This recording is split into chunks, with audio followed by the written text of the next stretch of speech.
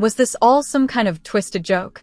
What was Sophia trying to achieve with her harsh words? Over the phone, I could hear my mother-in-law, Sophia, making fun of the situation. It baffled me how she could involve her grandson in such chaos. With a heavy sigh, I thought to myself, let's just head home. Little did Sophia know that she was about to encounter a situation beyond her expectations. My name is Kayla. I'm 38 years old and work at a fairly typical company. My husband Richard and I have been happily married for 10 years. We first crossed paths in a university club during our college days. Back then, we were just friends who enjoyed hanging out together. We never thought about dating. However, after bumping into each other at a reunion event years later, we reconnected and started to grow closer. Eventually, we began dating, and about a year into our relationship, Richard proposed to me earnestly. I still vividly remember the serious look on his face when he asked me to marry him. We tied the knot shortly after and soon welcomed our wonderful son, Bob. Bob is a spirited and slightly mischievous child, but he's truly kind-hearted. He does well in school and has a deep passion for baseball.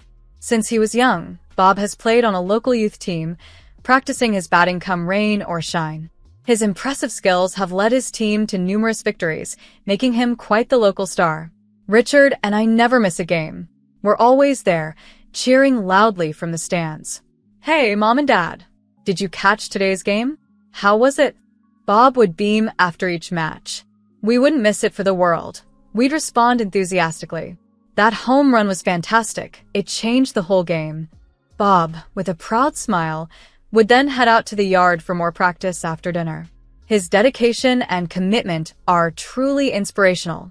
He used to show the same zeal when he was part of the swim team, tirelessly honing his skills despite the challenges. I hold a senior position at my company and strive to embody the same perseverance and determination that Bob shows. When work gets tough, I find motivation in his relentless spirit. Despite the joy and positivity in our daily lives, there's a persistent issue that shadows our happiness. Sophia. Since Richard and I married, she has harbored a clear disdain towards me, often questioning my actions with a critical tone. Kayla, why are you sitting down? A daughter-in-law should be helping her mother-in-law, she would say, setting a tone of constant judgment. This ongoing tension with Sophia has been a lingering concern in our household, overshadowing the joy of our family achievements. One day, during a relaxed family meal where my father-in-law, Lucas, had just offered me dessert, Sophia's patience seemed to snap. I was enjoying a light-hearted chat with Richard, but Sophia appeared increasingly irked.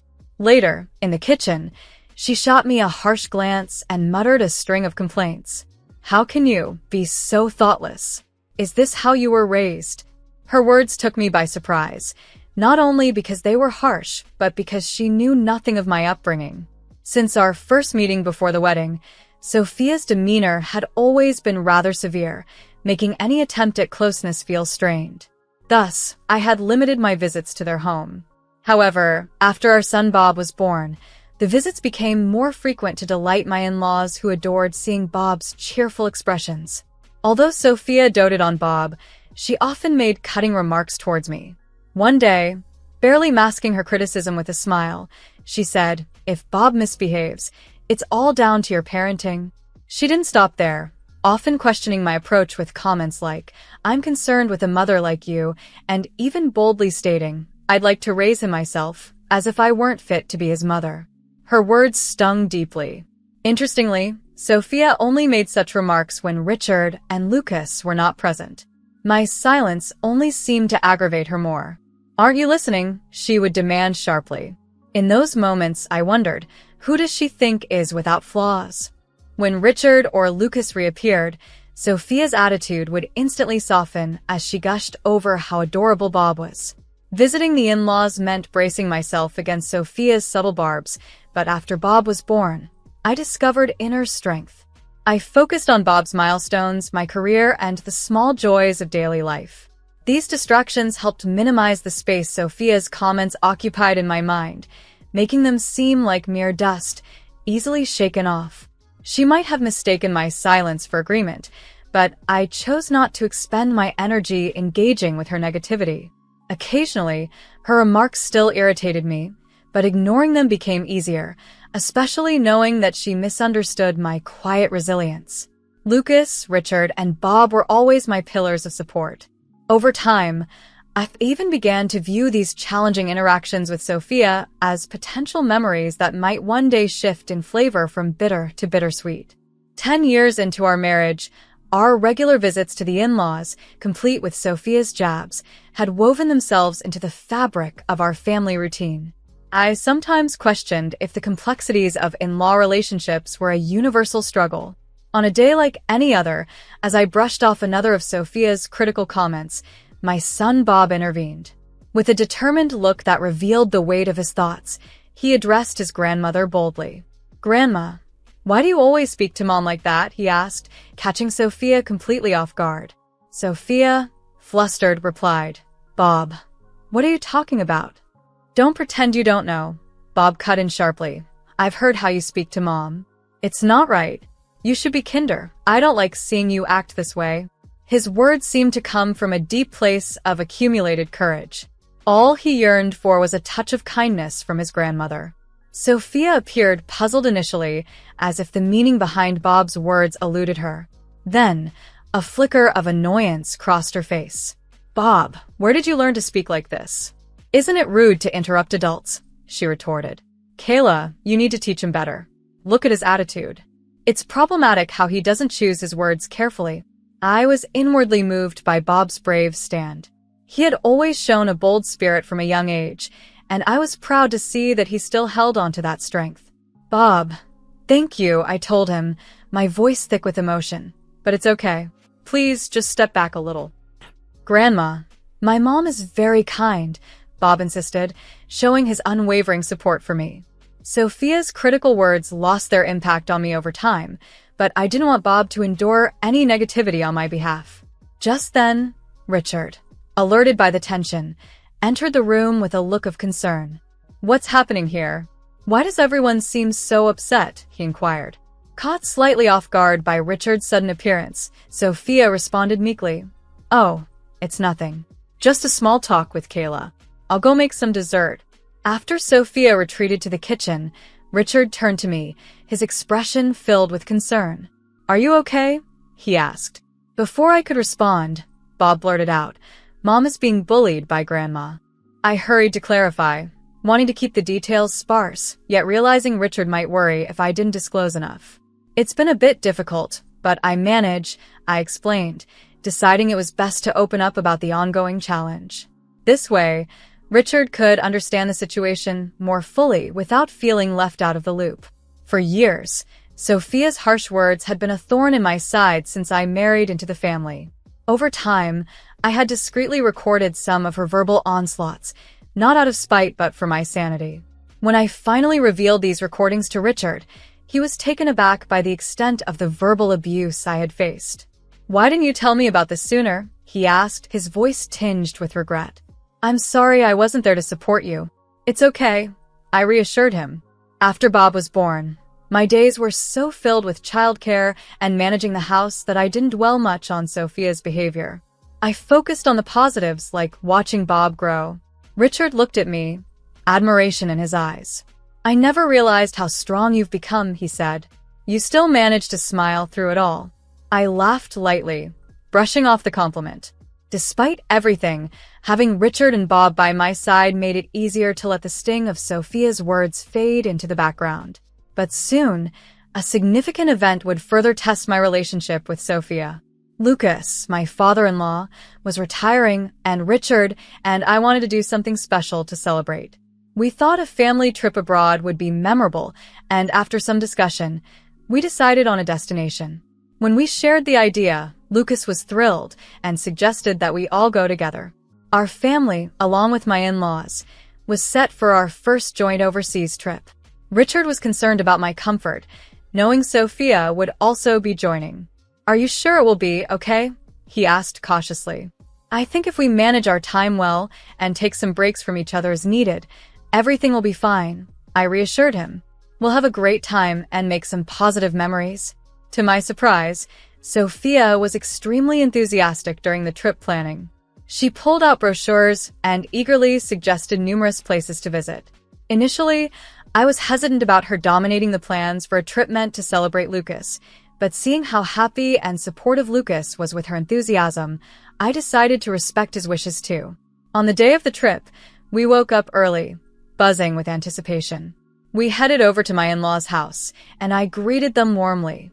"Good morning, Dad and Mom. Please get in the car," I said with a smile.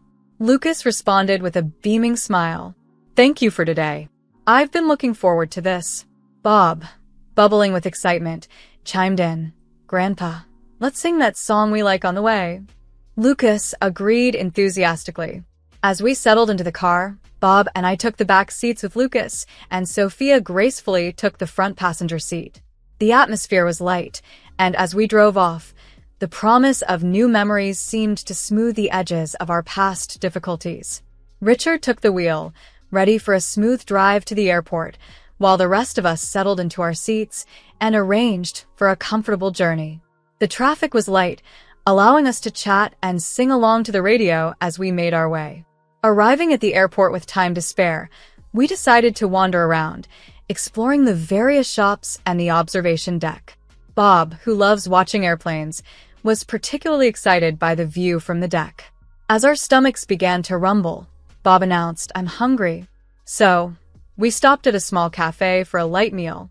Afterward, we strolled through a souvenir shop where my in-laws took their time examining the different items, clearly enjoying themselves. As it was nearly time for our flight, we started heading toward our gate.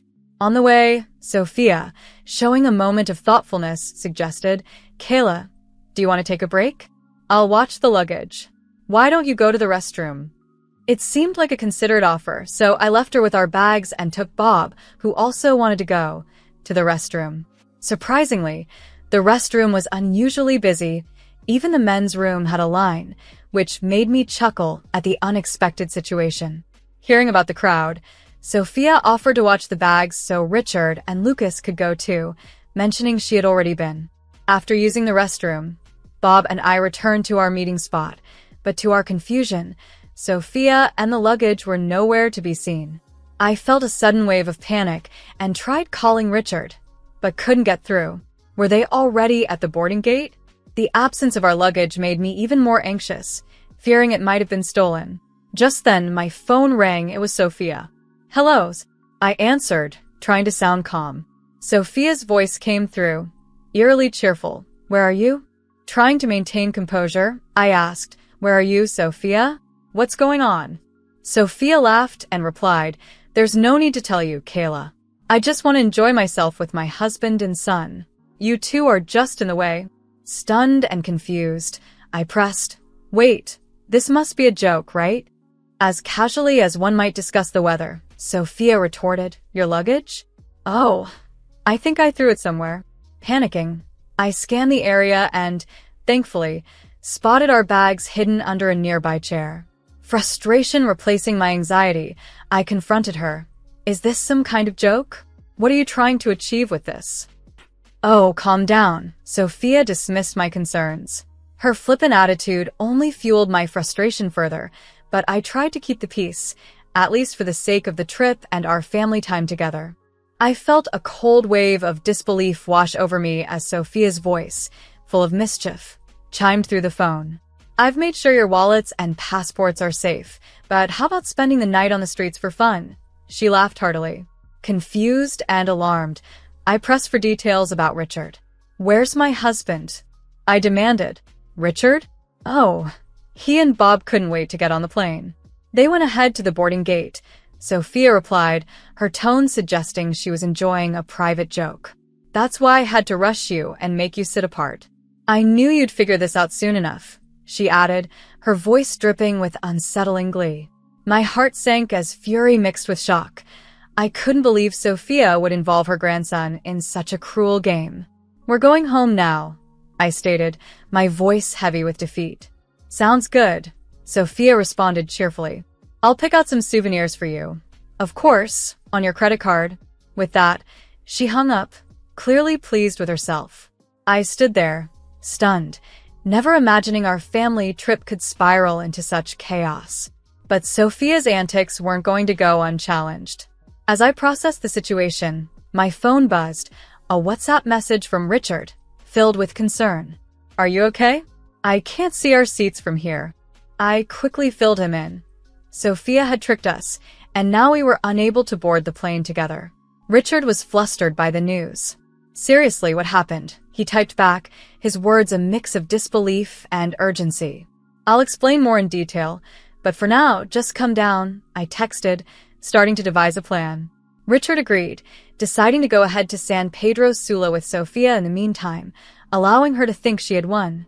Meanwhile, I took proactive steps, heading to the police to report my wallet as stolen and calling the credit card company to freeze our accounts, protecting us from any further mischief. Once everything was secure, Bob and I decided to make the best out of the bizarre situation. We changed our plans and checked into a nearby resort hotel. The view from our room and the delicious food offered unexpected highlights to our impromptu vacation. Bob, delighted with the turn of events, even offered me a bite of his food with a big smile. "Mom, this is delicious," he exclaimed, his grin assuring me we had made the right decision despite the chaos. We also enjoyed a lovely barbecue at my parents' house. The aroma of grilled meat and the warmth of being surrounded by family transformed our ordeal into a genuine retreat. 5 days later, Richard and my father-in-law returned, their faces etched with genuine remorse for the trouble caused by Sophia's actions. Despite the unexpected twists, our time turned out special, reminding us that sometimes the best memories are the ones we never planned. I was still in disbelief over Sophia's actions, and so was Lucas. With a heavy heart, he confessed to me, "Mag, I'm so sorry about what happened. I should have been more vigilant." Though they were apologetic, Bob and I had already moved beyond our initial anger. Curious about how their trip went without us, I asked Richard for details. Richard chuckled before sharing that their trip turned out to be a great success, albeit not in the way one might expect. They had devised a bit of revenge in response to Sophia's antics. After leading her to believe they were staying at a luxury hotel, they had booked themselves into a different location, leaving Sophia to arrive at a hotel where I had canceled the reservation. Sophia had tried repeatedly to contact Richard and Lucas, but they ignored her calls and messages, choosing to enjoy their time in San Pedro Sula without her. Bob, eager for details, asked his dad if they had fun. Richard smiled and affirmed they did, but quickly added, "Yes, but next time let's all go together."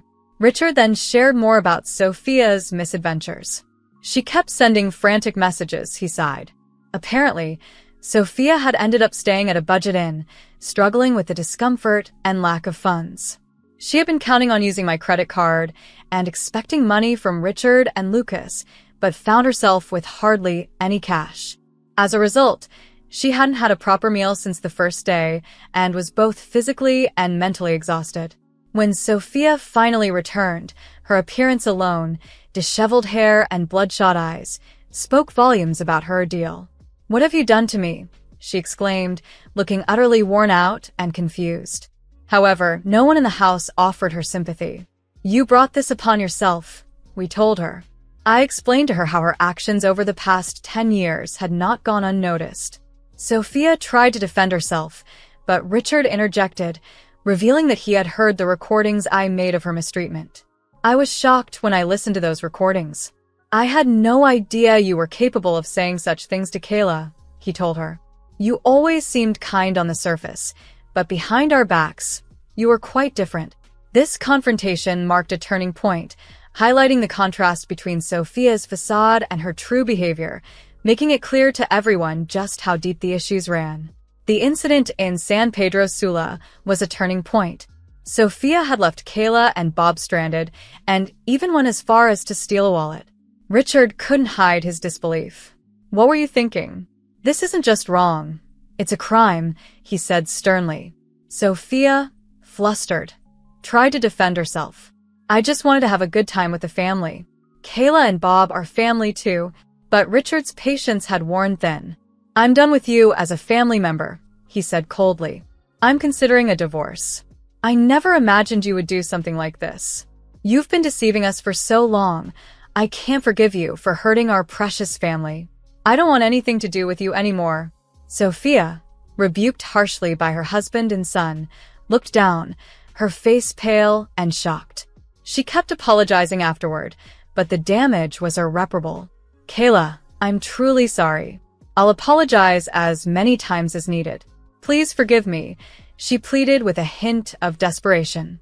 I responded firmly, "That's going to be a tall order. Your harassment made my life extremely difficult. I will be seeking compensation. And about my stolen wallet? I'll be reporting that to the police. You should also cover the hotel cancellation fees." My decisive words seemed to drain the color from her face even more. As a result of this incident, Sophia suddenly found herself facing massive debts.